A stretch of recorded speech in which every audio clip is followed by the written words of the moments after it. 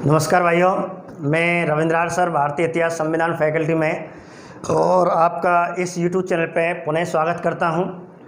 और आप जानते हैं कि इस समय भारतीय समाज में विवाह एक टॉपिक चल रहा है, जिसे हम वैदिक साहित्य में भी पढ़ सकते हैं, वैदिक साहित्य के अलावा भी पढ़ सकते हैं, अलग से भी टॉपिक बना देते हैं। तो ये मानो ये अलग से ही टॉपिक है, ठीक है। तो भारतीय समाज में विवाह मैंने कल बताया भी था स्पष्ट रूप से। कुछ हमारे जो एग्ज़ाम है उनमें इस सिलेबस में स्पष्ट रूप से टॉपिक दे रखा है। L1 में, L2 में जो रेट लेवल है या सेकंड ग्रेड SST है, लेक्चरर, फर्स्ट ग्रेड लेक्चरर है, उसमें ये टॉपिक बनता है। कुछ कंपटीशन में तो इसे वैदिक साहित्य के अंतर्गत पूछ लिया जाता है, कुछ इनमें अलग से टॉपिक लिख देते हैं। तो ये मतलब है कि साहब हमारे यहाँ तो नहीं है, हमारे सिलेबस में वैदिक साहित्य तो दे रखा है। तो वैदिक साहित्य दे रखा है तो वैदिक कहते हैं इस विवाह को आपको पढ़ना है। कैसे भी आपको स्पष्टीकरण कहने का मतलब आपको पढ़ना है।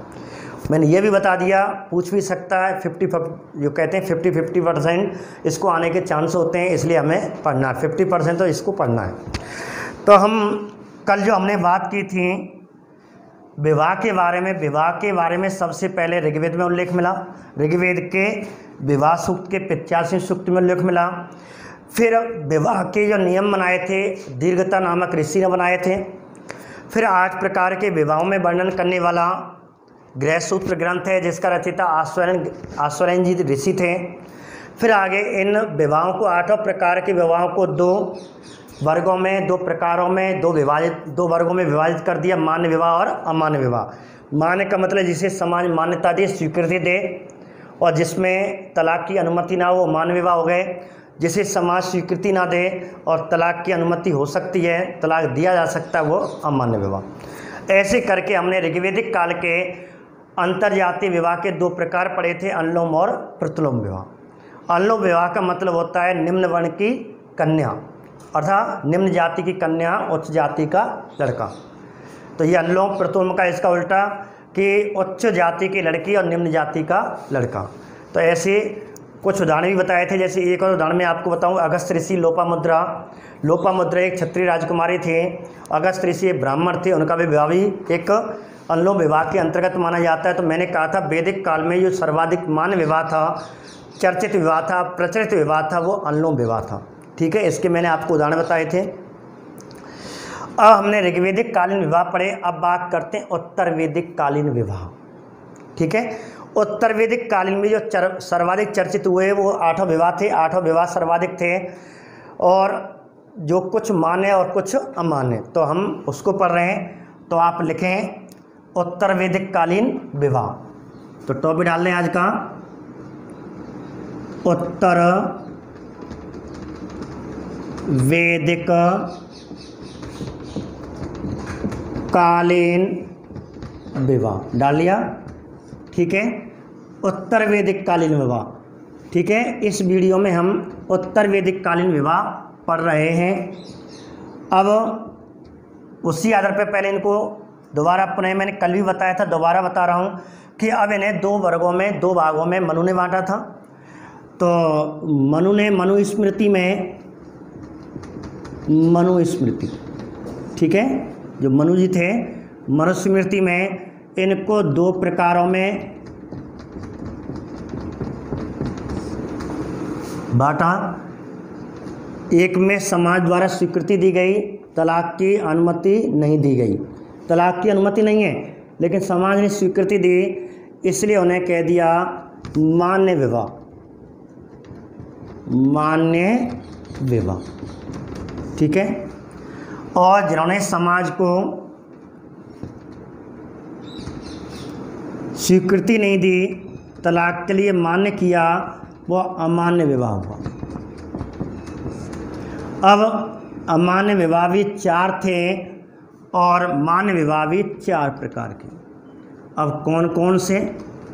नंबर पहला ब्रह्म विवाह, नंबर दूसरा प्रजापत्य विवाह, नंबर तीसरा आर्ष विवाह, नंबर चौथा देव विवाह। ये क्रम है, ध्यान रखना। मान विवाह में सर्वोत्तम प्रकार का विवाह, मान विवाह में सबसे निम्न प्रकार का विवाह, क्रम बाई क्रम है, सबसे फिर बातें कम फिर बातें, ऐसे करके समाज की स्वीकृति के आधार पर। तो मान विवाह में सर्वोत्तम, मान विवाह में सबसे निम्न, ठीक है, ये ध्यान रखना। ऐसे ही अमान विवाह 4 प्रकार के हैं, जिनमें अमान विवाह में सर्वोत्तम जो सबसे उत्तम प्रकार का विवाह था वह है गंधर्व विवाह, इससे फिर है क्रम, इसके बाद राक्षस विवाह, फिर इसके बाद आसुर विवाह और फिर इसके बाद पैशाच विवाह। ये क्रम बाई क्रम है, ठीक है। मान विवाह में सबसे निम्न सबसे उच्च श्रेणी का विवाह, मान विवाह में सबसे निम्न श्रेणी का विवाह, अमान विवाह में सबसे उच्च श्रेणी का विवाह, अमान विवाह में सबसे निम्न श्रेणी का विवाह। यह कुछ नहीं पूछे, मान अमान कुछ ना पूछे कि निम्न में से सर्वश्रेष्ठ विवाह, सर्वोत्तम प्रकार का विवाह ब्रह्म विवाह, सबसे कहते हैं सबसे निम्न किस्म का सबसे निकृष्ट विवाह, तो इसे निकृष्ट विवाह कहते हैं, निकृष्ट विवाह। और सर्वोत्तम प्रकार का विवाह 8 में बात की जाए, ये सर्वोत्तम विवाह। क्लियर? एक प्रश्न तो आपको सीधा ये बनेगा, ठीक है। तो मान विवाह में सबसे उच्च श्रेणी का विवाह, मान विवाह में सबसे निम्न श्रेणी का विवाह, अमान विवाह में सबसे उच्च श्रेणी का विवाह, अमान विवाह में सबसे निम्न श्रेणी का विवाह, या विवाह में सर्वश्रेष्ठ विवाह, सर्वोत्तम प्रकार का विवाह, विवाह में सबसे निकृष्ट विवाह, ठीक है, पैशाच विवाह। क्लियर हो गया? आगे बात करें। अब हम बात करेंगे पहले मान विवाहों की, ठीक है, इसके बाद बात करेंगे अमान विवाहों की।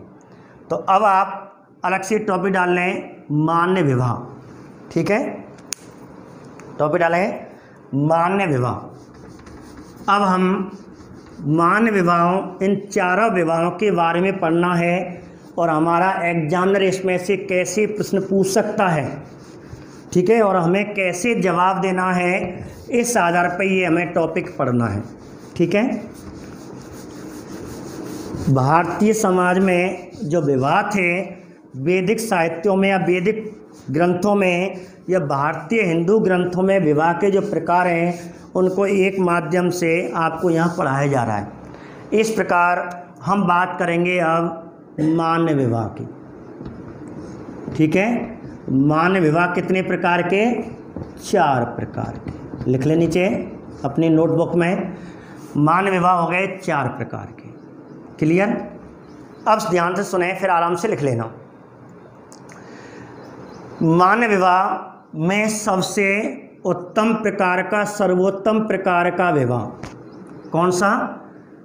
अभी लिखाया था मैंने, ब्रह्म विवाह। अब देखिए, इसमें से पहले आपसे सुनने, फिर मैं आपको प्रश्न बना लूँगा कि एग्जाम एग्जामिनर इसमें से कैसे प्रश्न पूछेगा। अब मान्य ब्रह्म विवाह क्या था, क्या होता है ब्रह्म विवाह?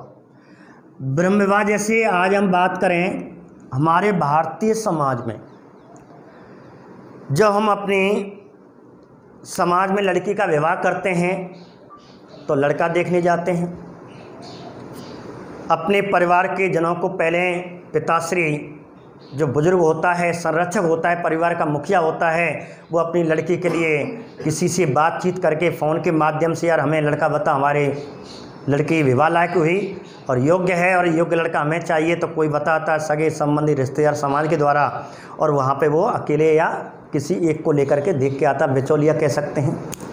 वहाँ देख के आता है, लड़का पसंद आता है, फिर अपने परिवार वालों को बताता है, फिर परिवार वालों से कहता भैया चाचा तू चल, भाई छोटे भैया तू चल, काका ताऊ जो भी अपने परिवार में बुजुर्ग हैं उनको लेके चलता है, महिलाओं को भी ले जाता है। इस प्रकार कहते हैं गुणवान अपनी जाति का ही अपनी जाति में देखता है, अपनी जाति का इस प्रकार गुणवान व्यक्ति को देख करके, गुणवान, ठीक है, एक लड़के को देख करके, पुरुष को देख करके, और इस प्रकार सब प्रसन्न हो जाते हैं। और इस प्रकार लास्ट में 1-2 बार आना जाना रहता है। अंत में अपने रिश्तेदारों को भी, फूफा है, मामा जरूर ले जाएगा कि भैया काम आवेगो, भात लावे वो, ठीक है। ऐसे फूफा जी हैं और जीजा, फूफा और मामा, ये तो 3 ब्याह के जो मान लो दंड हैं, मेरुदंड माने जाते हैं। इनमें से एक टूट गो तो विवाह में चक्कर पड़ जाए। तो इस प्रकार मामा, फूफा और जीजा जी, इनको तो लेके चलेगो, नहीं तो रूठ जाएगो।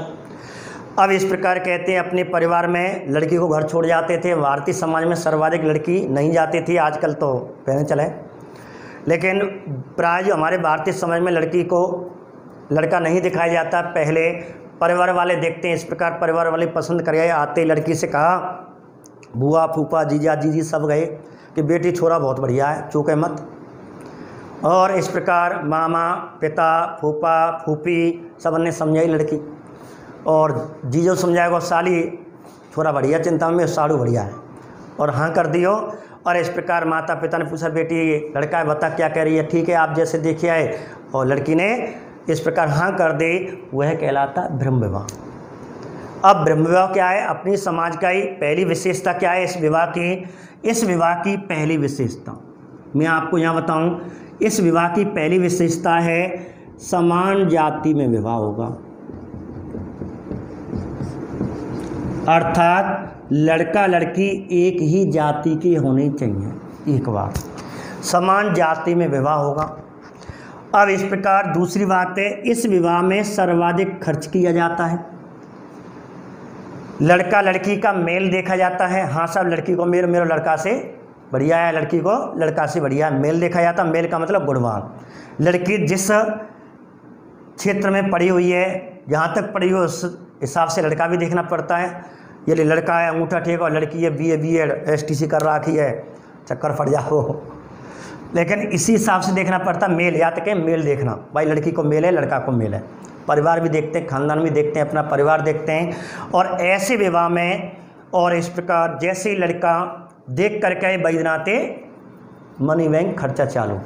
इस प्रकार इस विवाह में कहते हैं 1 साल पहले ही, अर्थात सगाई, लड़का देखने से लेकर के लड़की घर आने तक, दुल्हन घर आने तक का पूरा खर्च होता है, और साल भर तक खर्च चलता विवाह के बाद भी। इसलिए इस विवाह में सर्वाधिक कहते हैं खर्चा आता है, और ये भी कहा जाता है सर्वाधिक दहेज दिया जाता है। इनमें से ऐसे कौन सा प्रकार है जिसमें सर्वाधिक दहेज दिया जाएगा?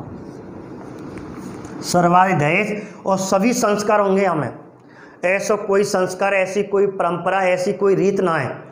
यदि हमारे परिवार में विवाह हो रहा है तो हमारे परिवार में जो कला संस्कृति इस परंपरा चली आ रही है, एक एक रीत निभाई जाएगी, देवी देवता पूजे जाएंगे। कहते हैं लड़का या लड़की देखने से लेकर के और लड़की का अर्थात जब तक पुत्र रत्न की प्राप्ति ना होगी या संतान रत्न की प्राप्ति नहीं होगी, जब तक तो संस्कार चलते रहेंगे। या करो, बाय करो, या लिया ब्याह, ठीक है, कोई विवाह है और कोई त्योहार नौत रहे, त्योहारों नौत भी ना आयो, सब छोरी वारो, तो ये सब संस्कार चलते हैं। सर्वाधिक दहेज, सर्वाधिक खर्चा होता है, सभी संस्कार इसमें होते हैं। और कहते हैं कि जब लड़की को देख के आते हैं, इस प्रकार लड़का वाला भी आता है, लड़की की गोद भराई करता है इस प्रकार, और सगाई, लग्न, विवाह, बारात, काफ़ी खर्चा होता है, देवी देवता भी पूजते हैं, और इस प्रकार कहते हैं सभी संस्कार होते हैं, सभी संस्कार होते हैं, इसलिए से सर्वश्रेष्ठ विवाह कहते हैं। ठीक है, सर्वाधिक दहेज और सर्वाधिक संस्कार। इस विवाह में सर्वाधिक संस्कार भी होते हैं, ये बात ध्यान रखना एक बात, इसलिए सर्वश्रेष्ठ विवाह है। दूसरी बात क्यों है? समान जाति। एक बात ध्यान रखना, जाति समान होती है लेकिन गोत्र लड़का लड़की का अलग अलग होता है। यदि पिताश्री लड़का देखने गए तो लड़का पसंद आया, फिर लड़के वाले से पूछता है कि साहब आपके गोत्र क्या हैं, जाति तो हमारी एक ही है। जब गोत्र एक जैसे लड़का लड़की मिल जाए, फिर कहा अरे साहब ये तो बहन भैया निकले आए। तो गोत्र असमान होता है, समान जाति गोत्र असमान, ध्यान रखना, गोत्र अलग अलग असमान होगा, लड़का लड़की का गोत्र एक जैसा नहीं मिलेगा। और आपने देखा होगा जब विवाह के संबंध होते हैं, विवाह एक दूसरे का संबंध परिवार में बनता है, तो आजकल अधिकतर प्राय में बता रहा हूँ 3 गोत्र पूछे जाते हैं। लड़का लड़की एक गोत्र के ना हो, लड़की का गोत्र कौन सा, लड़का का गोत्र, लड़का लड़की को अलग गोत्र होए, नंबर 1 लड़का का गोत्र और लड़की का गोत्र। नंबर 2 मैया को गोत्र, छोरा की मैया को गोते लड़की गोत्र की नहीं होनी चाहिए। तीसरा कहते हैं दादी को, पहले तो 4 हो रहे, नानी हो रही, अब तो 4 है। पहले हमारे आपके माता पिता के विवाह होंगे उस समय 4 गोत्र बचे होंगे। एक तो स्वयं का गोत्र बचा होगा, स्वयं लड़का लड़की एक गोत्र के नहीं हो। दूसरा, लड़के की मम्मी माताश्री की गोत्र की लड़की नहीं होनी चाहिए।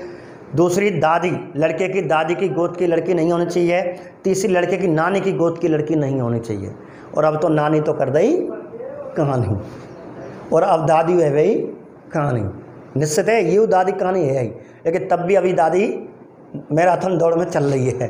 ठीक है, तो अब तो वर्तमान 3 महीने नानी तो कहानी है ही जो मान लो। ठीक है, अभी तो कुछ समय अभी दादी में मैराथन दौड़ते अलग होने में लगेगा, लेकिन दादी अभी दौड़ में चल रही है। तो स्वयं का गोत्र, लड़का लड़के के एक जैसा गोत्र ना हो, लड़के की माँ है लड़की उस गोत्र की ना हो, और लड़के की जो दादी है, ददिया सास छोरी की लगेगी जो, वो एक गोत्र की ना हो। ठीक है, तो लेकिन आजकल दादी 50-50 रह गई है, अभी चल रही है। ठीक है, तो ऐसे तो एक गोत्र के ना हो, गोत्र अलग अलग हो, लेकिन जाति कैसी हो, समान हो, अपनी सबसे सर्वश्रेष्ठ अपनी ही जाति में, समान जाति में विवाह किया जाता है गोत्र।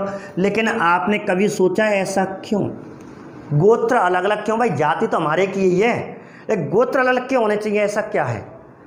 हुआ क्या था, वैदिक काल में जो आर्य लोग थे, मैंने आपको बताया आर्य लोग पशु में गोधन गाय पालते थे, और जब वे कहीं व्यापार करने या कहीं एक स्थान से दूसरे स्थान पर जाते थे तो किसी राजा को सुरक्षा की दृष्टि से, किसी क्षत्रिय को सुरक्षा की दृष्टि से और अपनी गायों को धरोहर के रूप में सौंप जाते थे। वह राजा, वह क्षत्रिय, अन्य राजा उनकी देखभाल करता था। जितनी गाय थी संख्या गिनी नहीं आती थी कि हजारों सैकड़ों की संख्या में गाय हुआ करती थी। दे गए, फिर आर्य लोग अपने एक स्थान से दूसरे वहीं लौटे, उन्होंने अपनी गाय मांगी तो उस राजा ने वो गाय उन्हें सौंप दी। बछड़े भी पैदा होते थे, 1-2 साल बाद आएंगे तो बछड़ी भी हो जाएंगे, तो वो संख्या गिनी जाती थी, ईमानदारी से पूरी लौटा दी जाते थे। इस प्रकार वह आर्य लोग दूसरे आर्य पुत्र अर्थात क्षत्रिय राजा के हितैषी हो जाते और कहते हैं कि तुम हमारी गोत्र के हुए, तुम हमारे वर्ग के हुए, इसलिए हम दोनों एक दूसरे एक जाति में कहते हैं विवाह नहीं करेंगे, अपनी लड़की नहीं देंगे। तो ऐसे करके दोस्ती हो जाती है अपने गोत्र का, अपनी जाति का मान करके। तो ऐसे करके गोत्र की प्रथा उत्तर वैदिक काल में आई थी, ध्यान रखना। तो उत्तर वैदिक काल में विवाद चल रहे, तो उत्तर वैदिक काल में, ऋग्वैदिक काल में कोई गोत्र व्यवस्था नहीं थी, कोई गोत्र नहीं था, आपस में खूब विवाह हो जाते थे, बुआ की छोरी, मामा की छोरी, ऐसे उदाहरण लेंगे। उत्तर वैदिक काल में चर्चित हुए, लेकिन सर्वाधिक कहते हैं गोत्र व्यवस्था आया था उत्तर वैदिक काल में। ऋग्वैदिक काल में गोत्र व्यवस्था नहीं थी, याद रखना। और वर्तमान में तो खूब, अब वो पता नहीं आया, बीच में खूब चली है, अब तो गोत्र की का जातु ना देख रहे। ठीक है, अंतर्जातीय कहते हैं ऋग्वैदिक काल में विवाह हो, अनुलोम प्रतिलोम विवाह। अब सर्वाधिक उल्टा कहते हैं वैदिक काल की संस्कृति चली आ रही है, ऐसे करके सर्वाधिक विवाह। अब दूसरी बात कहते हैं कि इस विवाह में सर्वाधिक खर्चा होता था, लड़की को पूरा दहेज दिया जाता था। और एक प्रश्न बनता है ब्रह्म विवाह के बारे में,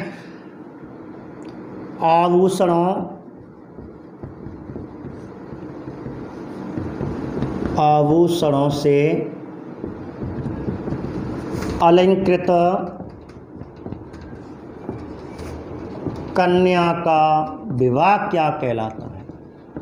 सर्वाधिक जो प्रश्न पूछा जाता है आपको ये आएगा, क्वेश्चन आएगा सर्वाधिक, ये क्वेश्चन पूछा गया है SST सेकंड ग्रेड 2012 में, सेकंड ग्रेड में SST में ये पूछा गया है कि अलंकृत कन्या का विवाह क्या कहलाता है। अलंकृत कन्या का विवाह क्या कहलाता है? तो आपको आंसर ब्रह्म विवाह, उसमें आंसर था। ठीक है, तो विशेष करके ध्यान रख लेना, या फिर सर्वोत्तम व सर्वश्रेष्ठ विवाह, निम्न में से कौन सा है? यह क्वेश्चन आपको ये पूछेगा। ये 2 इम्पोर्टेंट हैं, सर्वाधिक इम्पोर्टेंट तो ये है, या ये पूछ सकता है, तो आपको आंसर ब्रह्म विवाह करना है।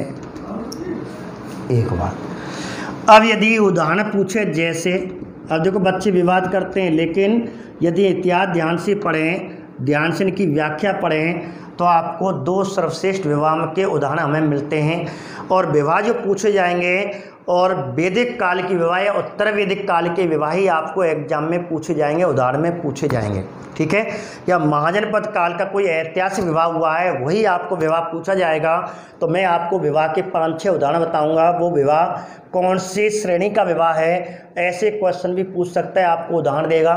और आपके चर्चित विवाह हैं, आपने सुने होंगे रामायण महाभारत, राम सीता का विवाह, शिव पार्वती का विवाह, दशरथ कैकेयी का विवाह, श्री कृष्ण रुक्मणी का विवाह, अर्जुन सुभद्रा का विवाह, पृथ्वीराज चौहान और संयोगिता का विवाह, राजस्थान राजपूतना में आता है। तो ये विवाह अक्सर पेपर में पूछे जाते हैं।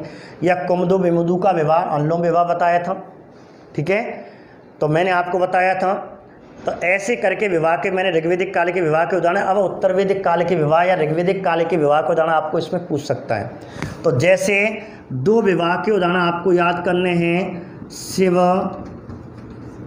और पार्वती का विवाह। कहते हैं पार्वती शिव को प्राप्त करने के लिए, सतिया प्राप्त करने के लिए पूजा करती थी, शिव जी को मन ही मन में चाहती थी, से प्रेम करती थी। लेकिन प्रेम तो करती थी, इस प्रकार कहते हैं शिव जी को प्रकट भी किया था अपनी तपस्या से, और उन्होंने अपने प्यार को इज़हार शिव जी के सामने कर दिया, मैं तुमसे विवाह करना चाहती हूँ। और इसने कहा कि मैं एक आपके पिता के माध्यम से, पिता यदि स्वीकृति देंगे तो इस प्रकार दोनों परिवार ने, अरे शिव के समाज, तो शिव के तो भूत ही आते, भूत श्रेणी के थे। तो इस प्रकार कहते हैं शिव जी के जो भी अनुयायी थे वो सब समर्थन दिया और पार्वती के परिवार ने, और कहते हैं कि इस प्रकार कहते हैं शिव और पार्वती के दोनों समाज के परिवारों ने स्वीकृति दी थी। और बाकायदा बारात आई, बैंड बाजे बजे, ठीक है, शिव जी आए थे बारात लेकर के, वधू के घर आए थे, और ठीक है, और पूर्ण संस्कार, जो विवाह के संस्कार होते हैं, पूरी परंपराएं होती हैं।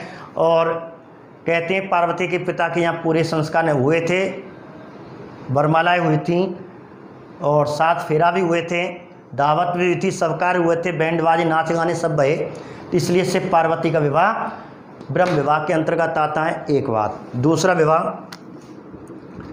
राम सीता का विवाह। अब बच्चे सोच रहे हैं गुरुजी ये तो तुम गलत कह रहे हैं, इन तो स्वयंवर भयो या गंधर्व विवाह हुआ था। स्वयंवर की श्रेणी होती है, लेकिन स्वयंवर आगे ब्रह्म विवाह में। आपने यदि रामायण देखी हो या दृष्टांत सुना हो तो कहते हैं कि जब राम और लक्ष्मण विश्वामित्र के सानिध्य में रह रहे थे तो उसी समय विश्वामित्र को आश्रम में एक निमंत्रण मिलता राजा जनक का। जनकपुरी के राजा जनक वर्तमान में नेपाल में पड़ता है ये क्षेत्र। तो राजा जनक का निमंत्रण विश्वामित्र को मिला कि आप एक श्रेष्ठ विद्वान हैं और मैं अपनी बेटी सीता का स्वयंवर करने जा रहा हूं, एक शर्त रखी है और आप उस अवसर पे, शुभ अवसर पे अपने कदमों से, अपने पैरों का मेरे यहाँ आपका स्वागत है। और इस प्रकार विश्वामित्र को जब ये संकेत संदेश मिला तो उसी समय राम और लक्ष्मण इनके आश्रम में थे, राम लक्ष्मण को ये अपने साथ ले जाता है। और उसी मार्ग में कहते हैं कि जब विश्वामित्र के आश्रम से लेकर के जनकपुरी के बीच में एक घटना भी आपने देखी होगी, अहिल्या का उद्धार भी होता है, वही उसी समय की घटना है, पैरों से जो पत्थर की बनी हुई थी। तो कहते हैं गौतम की। तो आगे बात करते हैं तो इस प्रकार कहते हैं जनकपुरी में पहुँचे और वहाँ पर कहा जाता है कि जब उनको भाई ये विवाह करने के एक राजकुमारी के रूप में गए थे, ये तो केवल दर्शनाभिलाषी के रूप में गए थे। और उस समय एक आश्रम में इनको ठहरा दिया जाता, विश्वामित्र को जनकपुरी के बाहर एक उद्यान था वहाँ ठहरा दिया जाता है। और वहीं कहते हैं कि जब विवाह से स्वयंवर जब सज रहा था, स्वयंवर अगले दिन होने वाला था और उससे पहले कहते हैं कि लड़की अपनी कुलदेवी की पूजा करती है। इस प्रकार कुलदेवी की पूजा करने आई थी और उसी कुलदेवी की पूजा करने के समय और कहा जाता है कि भगवान राम और सीता के दोनों के आपस में मिले थे, उस उद्यान में मिले थे। और इस प्रकार दोनों को मन में और सीता के मन में राम जी आए थे और इस प्रकार इतना सुंदर वर, शायद यही मेरा वर होना चाहिए, तो मन मन में लिया। इस प्रकार कहते हैं दोनों की बातचीत नहीं हुई और अंतर मन से वो उस कहते हैं गुणगान दासियों के माध्यम से उसका गुणगान सुना था, उसकी सुंदरता का वर्णन उन्होंने स्वयं अपनी आंखों से देखा।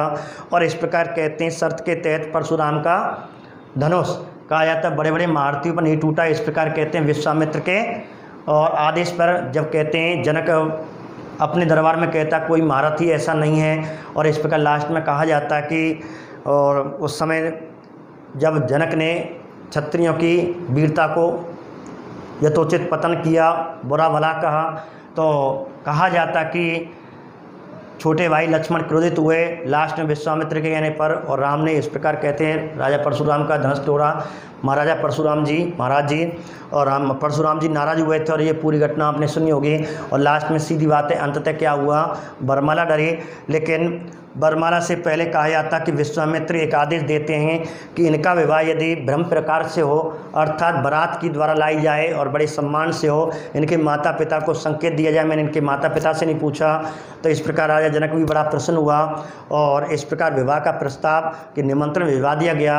और निमंत्रण भिजवाने से पहले ये वार्ता हुई थी कि मेरी 2 पुत्रियां हैं और ये दोनों पुत्र दोनों राजकुमार का विवाह, कहते हैं सीता के विवाह जो वर्ण हो चुका था राम से, और जो लक्ष्मण था उसका उर्मिला से, राजा जनक की 2 बेटियां थीं। और उन्होंने कह दिया ठीक है लगन लक्ष्मण की लगन कर दो।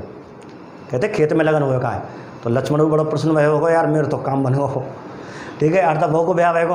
और उसी समय विश्वामित्र ने एक और तर्क रखा कि मेरे छोटे भाई हैं राजा जनक ने विश्वामित्र के सामने एक प्रस्ताव रखा कि मेरे छोटा भाई कुशल ध्वज है, उसकी भी 2 बेटियां हैं, युवा हैं, शादी लायक हैं, तो क्यों ना राजा दशरथ के मैंने सुना है उनके 4 पुत्र हैं, 2 पुत्र और हैं, मेरी दोनों छोटे भाई की लड़की से इनका विवाह इस प्रकार कहते हैं बायकायदा 4 की बारात आएगी। तो जन्माष्टमी में तो पहले ये ठहरे हुए थे और इस प्रकार दोनों विवाह आए। और राजा जनक दशरथ कहते हैं राजा जनक के यहाँ दशरथ जी बारात लेकर के आए थे और 4 भाइयों की घुड़सवार अर्थात घोड़े पे बैठ करके आए थे।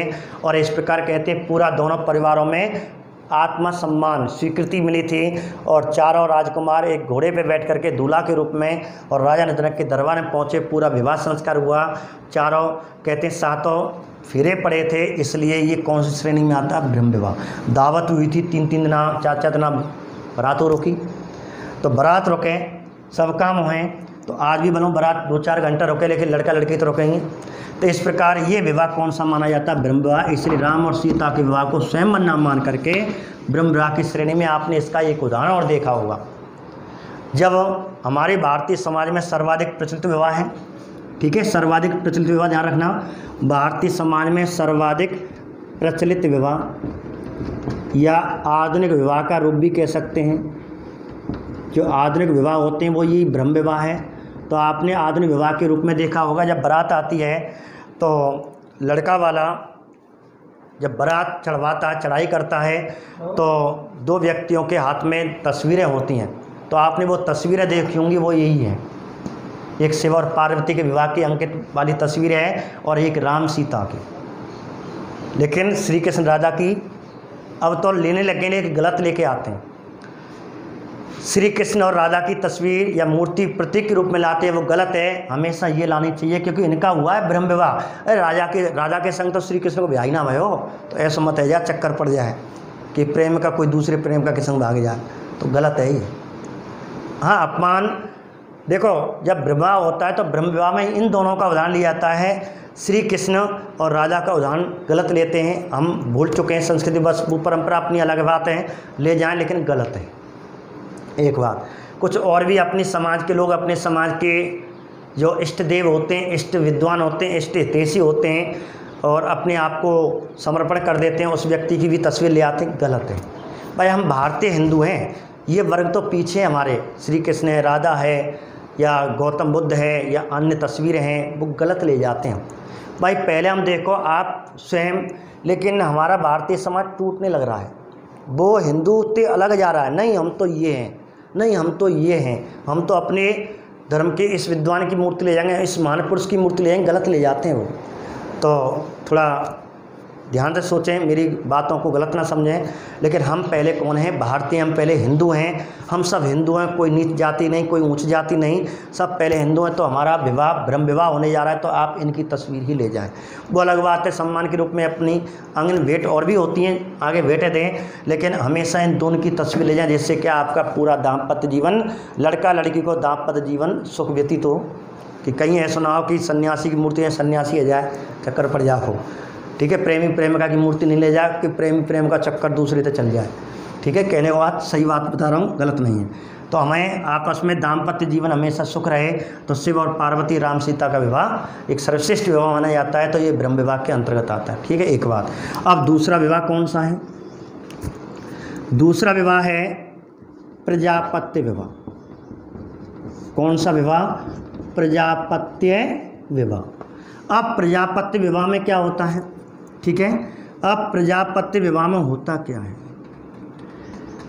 कि इस विवाह के अंतर्गत लड़का लड़की दोनों प्रसन्न होते हैं, एक दूसरे प्रेम करते हैं, अर्थात माता पिता समाज को पता नहीं, लड़का लड़की दोनों प्रेम करने लग गए, प्रेम कर रहे हैं, लेकिन लड़का लड़की ने अपने अपने परिवार वालों को बताया कि मैं इससे विवाह करना चाहता हूँ, मैं इससे, यहाँ कोई जातिवाद नहीं, यहाँ कोई गोत नहीं, यहाँ कोई जाति नहीं, जाति और गोत यहाँ देखा जाता है, यहाँ कोई जाति नहीं देखी जाती, यहाँ कोई गोत नहीं देखा जाता, यहाँ तो बस एक दूसरे पे गुणों पे आसक्त हुए और लड़का लड़की लेकिन अपनी मर्यादा में रहते हुए प्रेम कर रहे हैं, अपनी मर्यादा में रहते हुए अपने परिवार वालों को बताते हैं, अपने परिवार वाले प्रसन्न होते हैं, दोनों परिवार स्वीकृति दे देते हैं, ठीक है बेटा तुम्हारी इच्छा ले आओ बारात।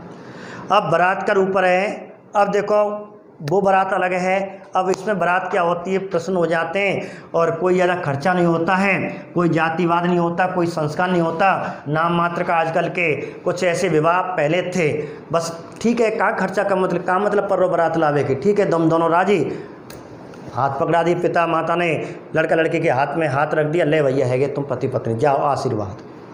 सो सामाजिक धार्मिक कर्तव्यों का आशीर्वाद देते हैं, मेरी छोरी है प्रसन्न राखी, और बर से क्या है लड़के से एक वचनबद्धता बन लेते हैं कि हमेशा मेरी बेटी का प्रसन्न रखना, और इस प्रकार कहते हैं, सीधी बात है देसी भाषा में, एक जोड़ी में लड़की को विदा करना, 2 4 5 आदमी लाए, कोई बारात नहीं, सामान कोई संस्कार नहीं, कोई दहेज नहीं, और इस प्रकार सबसे बढ़िया ब्याह तो हीरो जो वर्तमान में देख सकें कि लॉकडाउन के चक्कर में 4 5 जने आएंगे, कोई बारात डीजे फीजे ना आए, कोई दावत ना आए, बस आओ छोरा को छोरी को 2 4 बार की संग आए, इनको भोजन करा दियो, ले जाओ, बढ़िया विवाह चल लो, लॉकडाउन को विवाह ही है। ठीक है, तो प्रजापत्य विवाह, तो प्रजापत्र में अब क्वेश्चन क्या पूछेगा, तो प्रजापत्र में कोई दहेज नहीं दिया जाता, निम्न में से ऐसा विवाह जिसमें कोई दहेज नहीं दिया जाता, एक बात। ठीक है, सामान्य इतना इम्पोर्टेंट नहीं है टॉपिक क्वेश्चन पूछने का, लेकिन इम्पोर्टेंट ये है कि वर वधू को, ये क्वेश्चन आपको पूछ सकता है, वर वधू को धार्मिक सामाजिक, वर वधू को धार्मिक सामाजिक कर्तव्यों का आशीर्वाद दिया जाता है।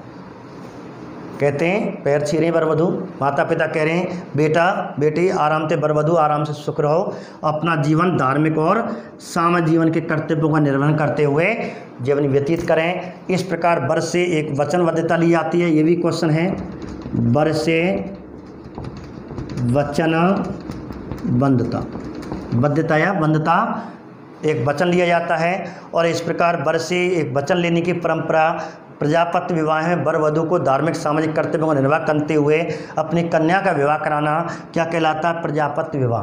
क्वेश्चन क्या बनेगा, वर धार्मिक सामाजिक कर्तव्यों का निर्वाह करते हुए अपनी कन्या का विवाह, बस ये शब्द याद रखना आप, तो ये 2 शब्द, धार्मिक और सामाजिक कर्तव्यों का निर्वाह करते हुए आशीर्वाद या वचनबद्धता के द्वारा अपनी कन्या का विवाह कराना, और क्या कहलाता है, तो आपको आंसर प्रजापत्य विवाह।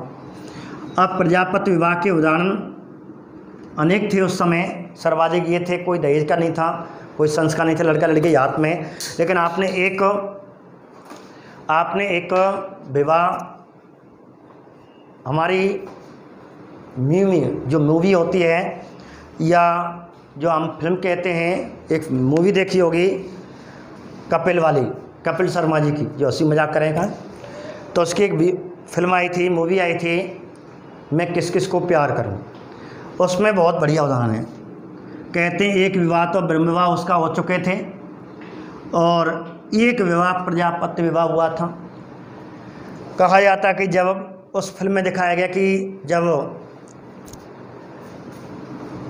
कपूर शर्मा जी, हमारे कपिल शर्मा जी, कपिल शर्मा जा रहे थे तो अचानक कहते हैं एक लड़की से टक्कर खा जाते हैं और लड़की का पिता बीमार था और मेडिसिन दवाइयाँ गिर जाती हैं, टूट जाती हैं, फूट जाती हैं शीशियाँ, इस प्रकार दवाई दिलवाता है और उस प्रकार उससे चलो मैं आपको तुम्हारे पिता के अस्पताल जो भर्ती है वहाँ तक पहुँचा हूँ और अंतिम सांस उसकी चल रही थी, वो है पिता।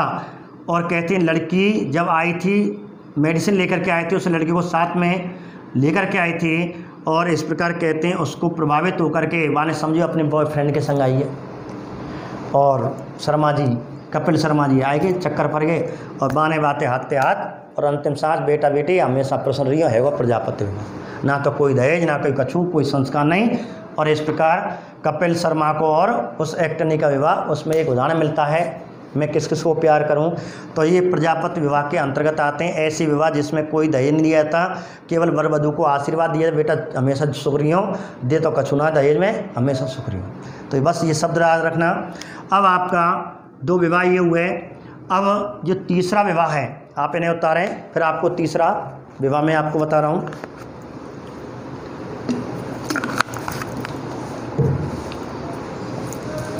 अब देखिए जो तीसरा विवाह है और चौथा विवाह, ये मान विवाह पढ़ रहे हैं हम और मान विवाह के हमने ये उदाहरण भी पढ़े।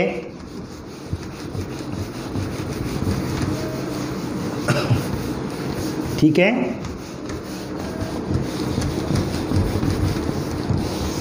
तो नंबर 3 लिखे हैं आर्ष विवाह। अब ये आर्ष विवाह क्या हुआ करता था, ये भी एक विवाह का प्रकार था हमारे भारतीय समाज में कि लड़का और लड़की का विवाह होता था, लेकिन उसमें एक शर्त हुआ करती थी और इसमें वर से अर्थात दूल्हे से लड़के से वर से एक जोड़ी गाय की, गाय बैल की, एक जोड़ी गाय बैल की लेकर कन्या का विवाह, अर्थात वर से गाय बैल की एक जोड़ी लेकर कन्या का विवाह क्या कहलाता है, तो आपको आंसर आर्ष विवाह करना है। क्वेश्चन क्या बनेगा, गाय बैल की एक जोड़ी लेकर कन्या का विवाह कराना क्या कहलाता है, यही प्रश्न बनेगा, इसमें और कुछ नहीं है। क्रमता है तीसरे नंबर का, मान विवाह में तीसरी श्रेणी में आता है।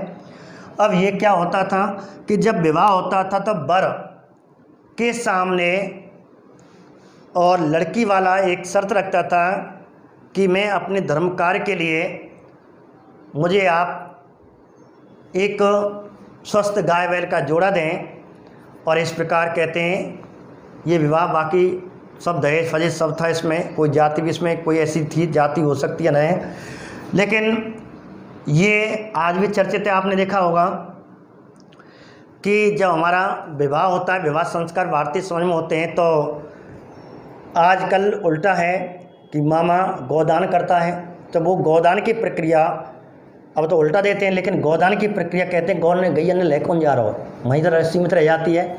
तो वो गोदान की प्रक्रिया है, मैं गौ का दान कर रहा हूँ। जो गोदान की प्रक्रिया है वो इसी के तहत मानी जाती है, लेकिन आजकल गोदान तो ना है। लेकिन वर तब भी आपने देखा है कि वधू के यहाँ, लड़की वाले के यहाँ इस रूप में कुछ न कुछ उपहार लेकर के आता है, कुछ न कुछ डाल के जाता। कहते हुए फर्श तामड़ी सुनी हो तुमने कि लड़का वाला लड़की घर के जब विदा होती है लड़की, तो कहते हैं फर्श तामड़ी छोड़ के जाता है, या फर्श तामड़ी नहीं तो कोई एसी कोई फ्रिज मंगाता है। तो आपने देखा हो, कभी देखना, तो लड़का वाला लड़की वाले के यहाँ कहते हैं कुछ ना कुछ गिफ्ट लाता है। फर्श तामड़ी है, विशेष करके चलती थी गाय बैल की जगह, फिर आ गया वर्तमान एसी चलने लग गए, काका चलने लग गया। ठीक है, तो वही है। तो एक गाय बैल की एक जोड़ी लेकर कन्या का विवाह कराना क्या कहलाता है, आर्ष विवाह कहलाता है। ठीक है विवाह, ये क्वेश्चन बनेगा। अब चौथा विवाह कौन सा है, चौथा है देव विवाह। अब देव विवाह ये ना कि देवी देवताओं का विवाह कर रहे हैं, ठीक है, असत्य कथन आ जाता कभी कभी, निम्न में से असत्य कथन है। ये 4 शब्द लेकर गाय बैल की जोड़ी लेकर कन्या का विवाह, अलंकृत कन्या का विवाह, धार्मिक सामाजिक विवाह और देवी देवताओं का विवाह। असम्मिलित क्या है, तो देवी देवताओं को कभी कभी कर देते गलत है ये। अब देव का मतलब यहाँ है पुरोहित। जो यज्ञ विधि विधान कहते हैं कि प्राचीन काल में या प्राय भारतीय समाज में उस समय जब राजतंत्र चलता था तो कोई व्यक्ति, राजा या कोई भी व्यक्ति घर में हवन कराता था और पुरोहित जी हवन कराने ब्राह्मण के रूप में या पुरोहित के रूप में कोई व्यक्ति आता था, कोई भी हो सकता था, आर्य सामाजिक कोई भी हो सकता था, और घर में रहते हुए परिवार के साथ रह करके वह पुरोहित हवन कराता था। और हवन यदि विधि पूर्वक पुरोहित हवन करा देता तो उससे प्रसन्न होकर वह राजा वह व्यक्ति अपनी एक लड़की अर्थात दक्षिणा के रूप में, भाई ब्राह्मण को दक्षिणा देनी है, पुरोहित जी को पंडित जी ने हवन कराया हुआ दक्षिणा में वह टाइम पे कन्या दे देते थे। और लेकिन कन्या से पूछा जाता था, क्योंकि कन्या के यहाँ 3-4 दिन जब हवन है रहो तो कन्या प्रसन्न नहीं जाती कि पापा मैं तो राजी हूँ, कि रोज बैठ रही हवन में, तो वो उससे प्रभावित हो जाती। तो इस प्रकार दोनों मान्य थे और पूरा समाज था। और इस प्रकार कहते हैं, तो इसमें जो क्वेश्चन बनेगा विधि पूर्वक यज्ञ संपन्न कराने वाले पुरोहित के साथ कन्या का विवाह। कन्या का विवाह क्या कहलाएगा, ये सीधा प्रश्न बनेगा आपको, उसे देव विवाह कहेंगे। तो पुरोहित के साथ, सीधा शॉर्ट में पूछ रहे हैं, पुरोहित के साथ कन्या का विवाह, शॉर्ट में भी पूछ सकता है, ठीक है। तो इस प्रकार विधि पूर्वक यज्ञ संपन्न कराने वाले पुरोहित के साथ कन्या का विवाह, देवी के सामने देवी देवता का विवाह नहीं, यहाँ पुरोहित के साथ कन्या का विवाह और देव विवाह कहलाता है। इस प्रकार आपके 4 ये मान विवाह हुए। जो पहला विवाह है ब्रह्म विवाह, जिसमें सर्वाधिक क्वेश्चन है, सर्वाधिक प्रचलित विवाह, आधुनिक विवाह का रूप, सबसे उच्च श्रेणी का विवाह, सर्वश्रेष्ठ विवाह, समान जाति असमान गोत्र के साथ विवाह, सर्वाधिक संस्कार किए जाते हैं, वह ब्रह्म विवाह है। और अलंकृत कन्या का विवाह ब्रह्म विवाह कहलाता है। दूसरा विवाह है कि धार्मिक सामाजिक कर्तव्यों और वचनबद्धता के आधार पर विवाह कराना, प्रजापत्य विवाह है। और गाय बैल की एक जोड़ी लेकर के कन्या का विवाह कराना आर्ष विवाह है। विधि पूर्वक यज्ञ संपन्न कराने वाले पुरोहित के साथ अपनी लड़की का कन्या का विवाह कराना देव विवाह है। इस प्रकार उत्तर वैदिक काल में ये आपके 4 मान्य विवाह हुए। तो आप इनको एंट्री करें और अगला टॉपिक चलेगा जो आगे पढ़ रहे हैं वो है अमान्य विवाह, पढ़ेंगे उत्तर वैदिक काल में, ठीक है।